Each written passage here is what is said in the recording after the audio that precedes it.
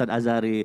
Ustadz apa kabar? Alhamdulillah. Alhamdulillah. Sehat, Masya Allah. Nah ini kita sedang membahas apa sih yang harus kita lakukan Iya. supaya jasad kita tidak termakan oleh tanah. Nah ini juga maknanya akan dibahas lagi. Nah katanya yang selanjutnya ini golongan orang yang insya Allah jasadnya tidak hancur oleh tanah adalah orang yang senantiasa menghafal dan mengamalkan sesuatu. Aduh saya jadi penasaran kira-kira apa sih? Mohon penjelasannya Ustadz, silakan. Makasih.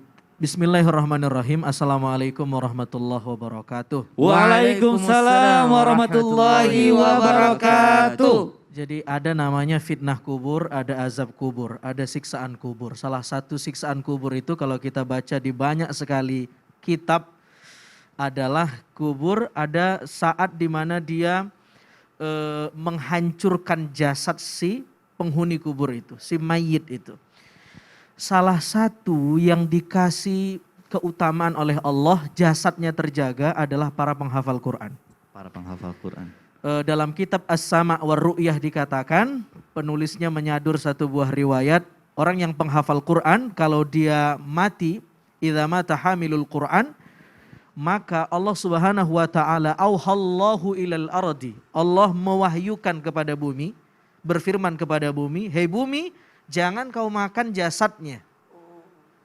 Lalu kemudian apa kata bumi menjawab firman Allah Subhanahu wa taala, "Ya Rabb, bagaimana mungkin aku ingin memakan jasad ini sementara wa kalamuka fi jaufihi, sementara kalam-kalammu, ayat-ayat sucimu, Al-Quran ada di dalam jiwanya."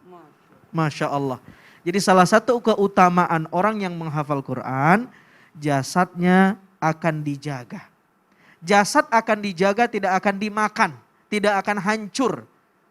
Ini maknanya bisa dua, tadi bagus sekali. Waktu diskusi sama Ustadz Maulana, tidak semua orang yang tidak dimakan jasadnya itu tandanya takriman dari Allah. Bukan sesuatu yang baik terus. Fir'aun juga tidak dimakan, betul.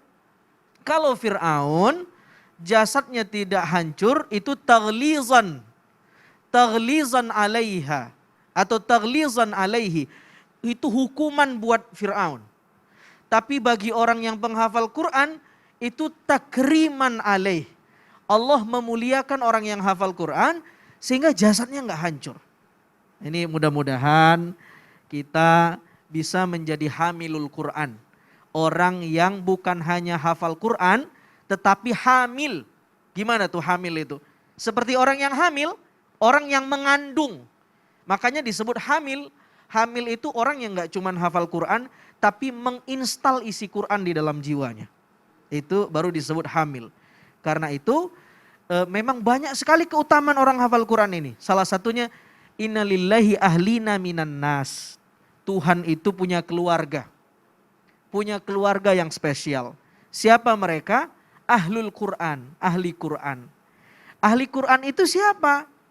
Dijelaskan sama ulama, mereka adalah ahlullah, keluarganya Allah. Mereka yang ketika di dunia mengamalkan isi Al-Quran nutqan ilman wa amalan. Lisannya mengucap Quran, lalu kemudian dia belajar isi Al-Quran, lalu dia mengamalkan isi Al-Quran. Nutqan, lisannya, ilman, fikirannya belajar Quran, wa amalan, dan dia mengamalkan isi Quran. Mudah-mudahan kita dikasih i'anah, dikasih inayah, pertolongan sama Allah pemirsa, bisa dikasih kekuatan menghafalkan sekaligus mengamalkan isi Quran.